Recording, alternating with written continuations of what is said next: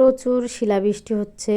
তো hello everyone, আসসালামু আলাইকুম। সবাই কেমন আছেন? চলে আসলাম আরও একটা ব্লগ ভিডিও নিয়ে আপনাদের মাঝে। গত 2 দিন আগে কিন্তু যশোর জেলাতে প্রচুর শিলাবৃষ্টি হয়েছে। তো আমাদের বাসায় যখন বৃষ্টি হয় তখন কিন্তু আমার বৃষ্টি ভিডিও করতে খুব ভালো লাগে। তো রান্না করছিলাম সেই সময় আমি।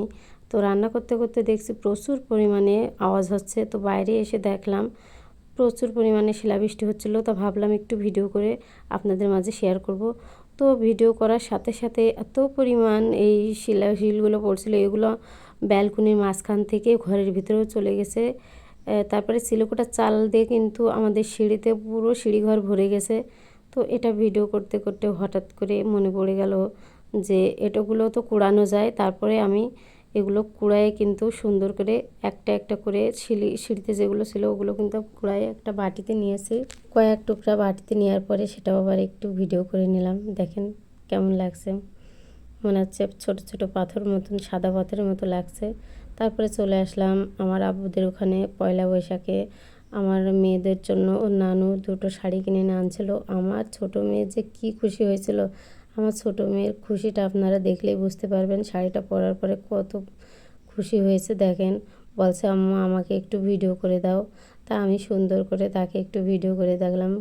শাড়ি এই প্রথম আমার মেয়ে শাড়ি পরছে, এর আগে শাড়ি পরেছে, অনেক রকম ওড়না টোনা দিয়ে শাড়ি বানিয়েছে, কিন্তু তারপরে এই প্রথম সে শাড়ি পরছে। তার মন অনেক খুশি, সে নানুকে অনেক ধন্যবাদ জানাচ্ছে, কত প্রকার করে যে ধন্যবাদ জানাচ্ছে তার নানুর। তারপরে এই যে একটু চটপটি খেয়ে নিচ্ছি। চটপটিটা কিন্তু খুবই মজা হয়েছিল। আমার ছোটো বোন উপর থেকে মশলা দিয়ে দিচ্ছে এবং ননদ কিন্তু পাশে বসে আছে, আমরা সবাই মিলে খেলাম। তারপরে আবার চলে আসলাম সন্ধ্যার দিকে, একটু লুডুস রান্না করছিলাম। আমার বড় মেয়ে বলছিল একটু লুডুস খাবো, বসে থেকে ভালো লাগছে না বৃষ্টির দিনে। তারপরে একটু লুডুস রান্না করলাম। লুডুসটা রান্না করতে করতে আপনাদের সাথে একটু কয়েকটা নীতিবাক্য শেয়ার করি।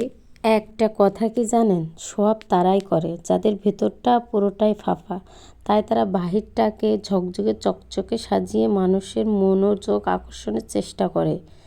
যারা সত্যিকারের মূল্যবান তারা শব্দ নয়, কাজ দিয়ে নিজেকে চিনিয়ে দেয়। জীবনের চরম সত্যগুলো কি জানেন? চরম সত্য হলো সব কিছু মেনে নিতে হয় যত কষ্টই হোক না কেন। আর বাস্তবতা হলো যখন সে যে পথে নিয়ে যায় সেই পথেই আমাদের হাঁটতে হয়। জুতার মানুষ যদি তোমাকে কষ্ট দেয় তাহলে বুঝে নেবে সেটা তোমার সাইজের নয়। সবচেয়ে সুন্দর প্রতিশোধ হলো কারোর প্রতি কোনো অভিযোগ না করে, কোনো অপবাদ ঘৃণা না রেখে তাকে ভুলে যাওয়া কিংবা তাদেরকে ভুলে যাওয়া। কিছু সম্পর্কর নেই কোনো অস্তিত্ব, নেই কোনো বর্তমান, নেই কোনো ভবিষ্যৎ। শুধু মায়ার কারণে সম্পর্কগুলো সারা জীবন টিকে থাকে। তারপর চলে আসলাম কথা বলতে বলতে চালের গুঁড়ার পিঠা তৈরি করার জন্য। এই পিঠা তৈরি করে আবার রোদে শুকাতে হয়। তো আমার বড় মেয়ে কলটি ঘোরাচ্ছে এবং আমার আম্মু আটাগুলো সুন্দর করে কলের মুখে দিচ্ছে। তারপরে দেখেন নিচে থেকে সুন্দর করে পিঠা বেরিয়ে আসছে। তো ভিডিওটি শেষ পর্যায়ে চলে এসেছি। ভিডিওটি ভালো লাগলে অবশ্যই লাইক কমেন্ট সাথে পাশে থাকবেন। ভালো থাকবেন সবাই। Tata, thanks for watching.